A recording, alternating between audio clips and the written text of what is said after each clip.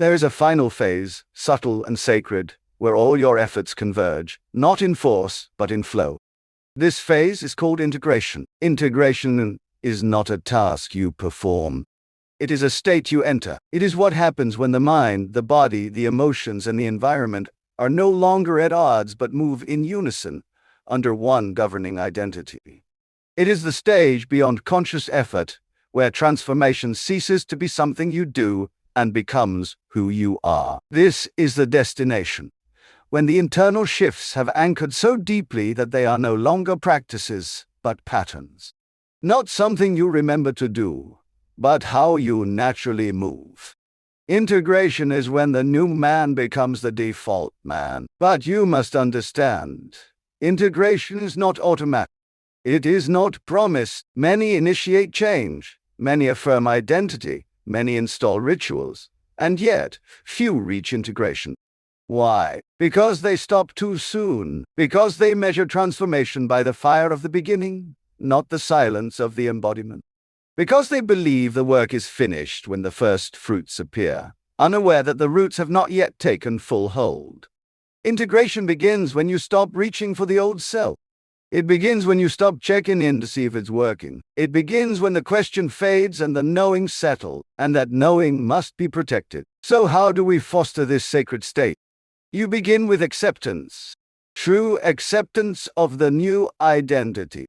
Not as something you are striving to live up to, but as something you have already become. When you say, I am, and no part of your body resists, you are integrating. When you move through the day, not asking yourself if you're on track, but being the track, you are integrating. The ego will still attempt to resurrect the past. It will remind you of who you used to be. It will look for evidence to validate the former self. But you must see this as static, a background noise. The signal is clear. You are no longer that man. The integrated man does not defend his identity. He does not explain his transformation. He simply moves. He walks in silence, and yet the world feels the echo of his decision. Next comes stabilization. Stabilization is the process of repetition without resistance. It's when you continue the work, not because you need to be convinced. He feels before he acts. He acts in alignment and his feelings catch up. He does not wait for the mood. He moves the mood. His emotional state is no longer reactive. It is creative. And that creation is supported by structure. Yes, rituals guide you. Yes, repetition programs you. Yes, imagination reveals to you. But it is embodiment that completes the circuit. So now you build a framework of action that reflects the identity you've installed. If you are a man of discipline, what time do you wake? If you are a man of power, how do you speak to yourself when you feel weak? If you are a man of vision, what do you do when distractions arrive? Let your days become demonstrations. Let your calendar become proof. Let your silence carry weight, and let your habits be louder than your words. You do not need to convince anyone. You do not even need to convince yourself anymore. You simply act from truth. That is all. You trust that if the inner state is right, the outer must follow. Because it must. There is no gap between the imagined and the lived, except the one you allow. And so we eliminate that gap. With intention, with action, with the demand. Here's how to begin each day. 1. Revisit the identity, not casually, but as a command. Who are you? What does that man think, feel, do? 2. Choose embodiment, not mentally, but physically. Ask, how would I move, speak, respond, if it were already true? 3. Live the day as proof, not hoping, not trying, but being. And at night. 1. Review without judgment. Did I move in alignment or drift? Either way, I return. 2. Reaffirm the identity. Let it be the last voice you hear. 3. Sleep in the end. Enter rest as the man who has already become. Every day you do this, embodiment becomes easier. It becomes your baseline.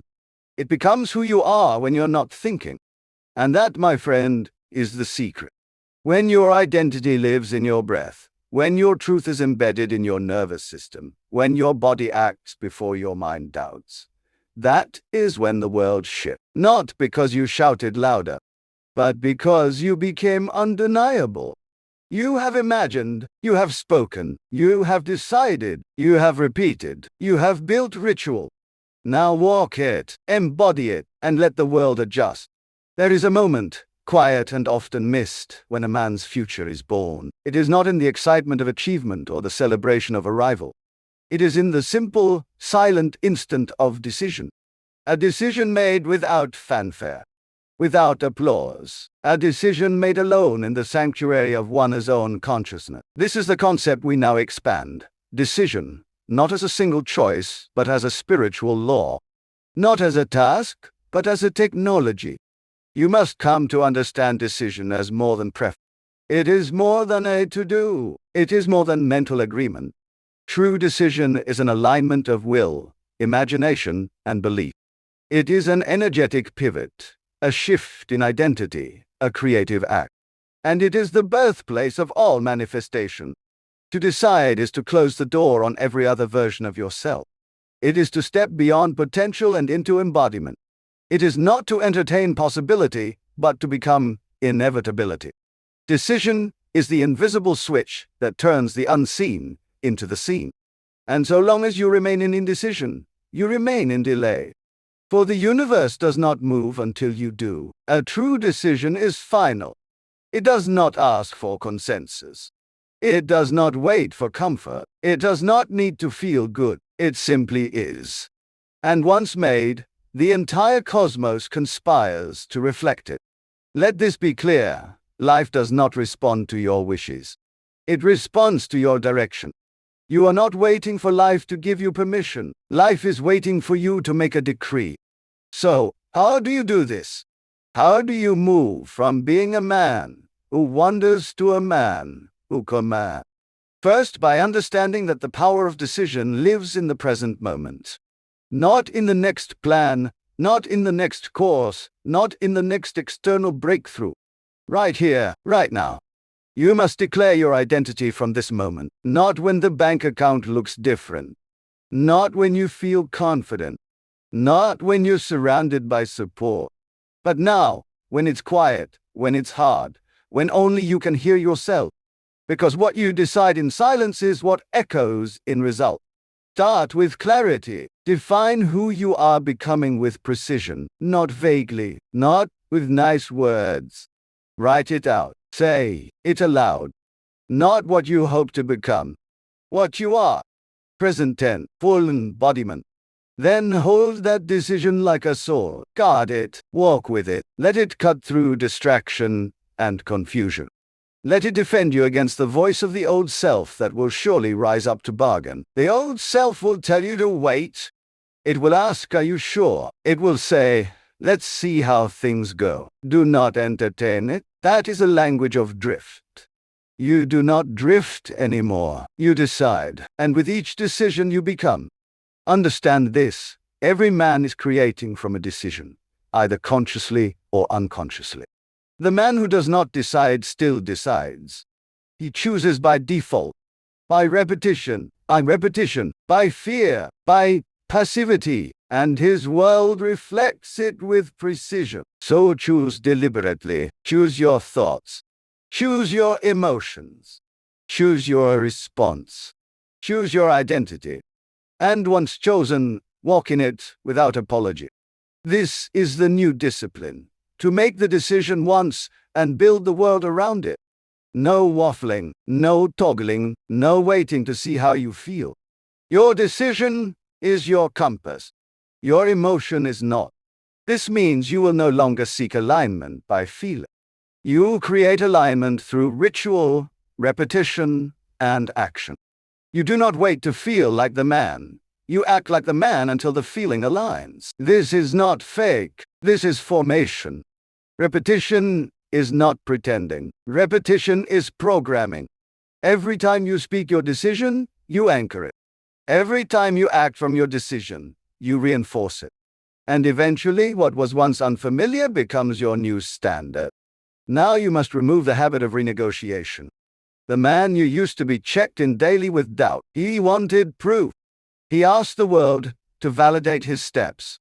But you are not that man now. You validate yourself through conviction.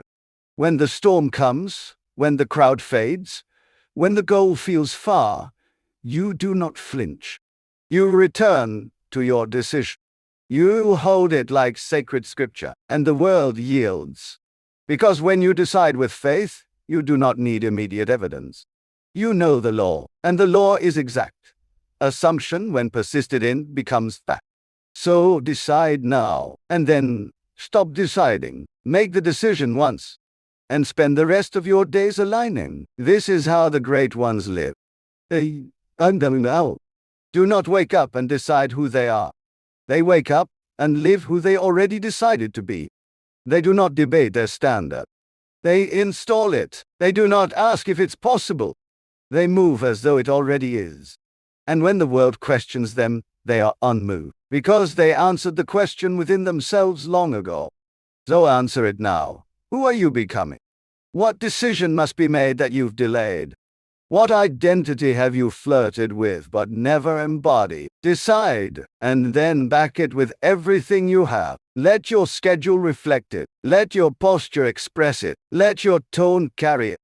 Because the decision is not enough. It must be reinforced. Decision is the match. Repetition is the flame. Ritual is the fuel. Together they forge the man who does not fall back, who does not start over, who does not apologize for his vision. He simply becomes it. So write the decision. Speak the decision. Move from the decision. And remember, once made in faith, no force can undo it. Only you. And you won. Because this time you're not looking for change. You are change. And that changes everything. There comes a moment in every man's evolution when he realizes that his rituals are not trivial. They are sacred. The way he greets the morning, the words he speaks to himself before sleep, the quality of attention he gives to the unseen, all of it forms the invisible scaffolding of his destiny. You have learned to use thought. You have learned to assume. You have begun to speak as though you already are. Now the deeper refinement begins, the design and mastery of your daily ritual. Ritual is the temple of intention. It is not routine. It is not habit performed blindly. Ritual is sacred repetition performed with presence and power.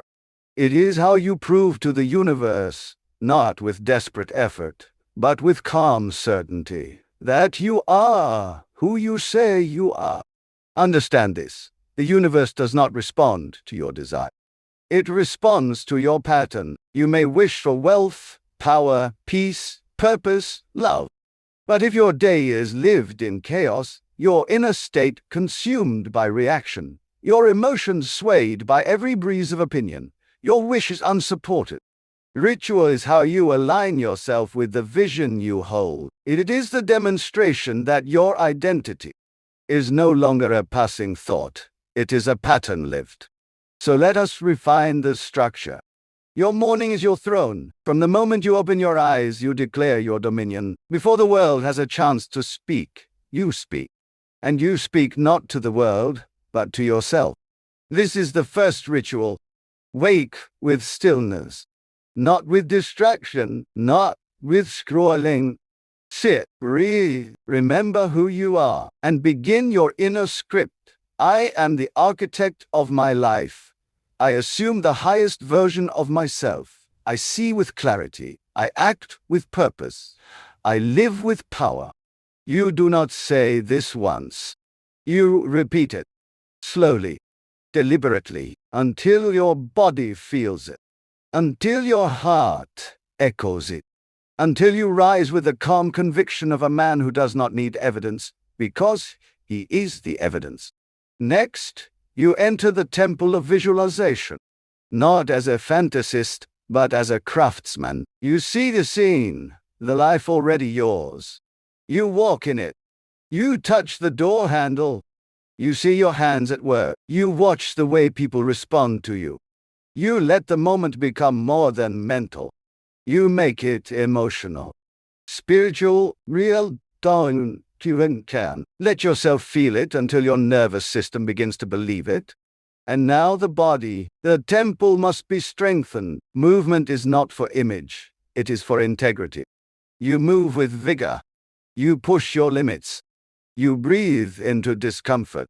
Not because it's trendy, but because it trains the subconscious to follow you, not fear. It makes action your default, not hesitation. This is still ritual. This is still creation. The body obeys the command of mind, and a mind that moves a body with purpose is a mind that knows its power. From here, you step into the outer world, but not as a wanderer. As a commander, your work becomes sacred. Every email, every call, every piece of effort is infused with the invisible force of identity. You do not wait for ideal condition. You create. You declare with every action, "This is who I am." Distraction is no longer a seduction. You recognize it as theft. You protect your time as you would your future child. You guard your focus as you would a treasure, because it is. Then comes the nightly ritual. Before sleep, you review the day not as a judge, but as a craftsman. You observe what you did with detachment and intent. What was in alignment? What drifted? What must be refined tomorrow? You speak again to yourself in the quiet. I did what I came to do. I moved in truth. I advanced my vision. I correct what needs correction. I build again tomorrow. Then you enter sleep with intention. You do not fall into unconsciousness. You glide into subconscious suggestion. You repeat your identity. You visualize once more. You impress the image again, not with strain but with serenity. This final imprint is the offering to the deeper mind, and what is planted here blossoms while you sleep. Let the old self dissolve in the dream. Let the new self awaken with you. This is not about motivation. This is not about hype. This is precision, engineering, discipline of spirit. Because every morning you do this, you claim a new day as your own. Every movement you execute with intention, you reinforce the pattern. Every word you speak to yourself with emotion, you rewrite the code. Do not ask if it is working. That question belongs to the doubt. You are no longer him. You do not measure your transformation by surface appearances. You measure by the quality of your consistency. You ask, instead, did I honor my ritual today? Did I live in harmony with my vision? Did I command my inner world? Or was I seduced by the outer? This is how kings are made, not by force, but by devotion. The man who repeats with power what others dismiss as mundane becomes a force the world cannot deny. He no longer needs to speak of what he's becoming. He is it. His presence does the talking. So I ask you now, what ritual will you install? Not as a passing discipline, but as the spine of your identity. Write it, speak it, refine it, live it, and one day the world will look at you and wonder how you became who you are, and you'll smile. Because it wasn't luck. It wasn't talent. It was ritual, deliberately done. Sacred, daily. This is the path. This is the way, and it begins again tomorrow. Refine your ritual, and you refine your reality. True dominion over life begins not in effort, but in consciousness. Once you have recognized the mind as the workshop of reality, the next question arises: how do you command it with authority so that the world bends to your will? Let us go deeper, not into repetition, but into refinement. You now understand that thought becomes belief, and belief becomes identity. But what the substratum beneath belief? What animates belief with life? What gives it shape in the invisible realms before it takes form in the seen world? Imagination. Imagination is the eternal wellspring of creation. It is not a childish pastime or a pleasant distraction. It is the very faculty through which God speaks. To imagine is to see before the world sees, to touch before the form arrives, to feel before the event occurs. And this is the true essence of faith, not blind trust, but inner vision. The man who reclaims his power must do more than speak. He must see. He must dwell mentally within the scene of fulfillment long enough for the subconscious to accept it as fact. For the subconscious cannot distinguish between real and vividly imagined. It only accepts what is repeated, believed, and felt with conviction. To enter a new reality, you must saturate the imagination with the tones of already You do not beg. You do not strive. You assume. Assumption is not fantasy. Assumption is alignment. You bring yourself into resonance with the thing you desire by living in the end. Not hoping, but knowing. So now you must practice the sacred act of mental occupancy. Close the door. Go within. Let the external world be silent. You are entering the temple, and the altar is your imagination. See yourself already as the man who has become. Not who will be. Not who may be, who already is. Feel the weight of success on your shoulders. Hear the voice of someone congratulating you. Smell the air of the place you live in now that you've become all you imagined. Let it be real. Let it be so vivid. The outer world feels like the dream. This is the act of creation, and you must do this not once, not when inspired, but daily. This is the ritual of manifestation, to mentally rehearse the life you've chosen until it is more real than the current one, not as a means to escape, but as a way to transform. Now let us speak of inner conversation. Once you've imagined the scene, you must carry it forward through self-talk. What are you saying when no one is listening? Is it in harmony with the man you imagine, or does it contradict? Your inner speech must echo your vision. Let your thoughts about yourself be firm, unwavering. Never contradict your aim. Speak to yourself as one already arrived. Inner monologue must be brought under discipline, for it is the constant prayer you send to the universe. You may feel resistance. The old self may clamor. Doubt may whisper its familiar song. But remember, this resistance is only the echo of former beliefs. It is not the truth. Your job is not to argue with it, but to override it. And this you do with silence and certainty. You do not fight the old man. You starve him. You refuse to give him voice.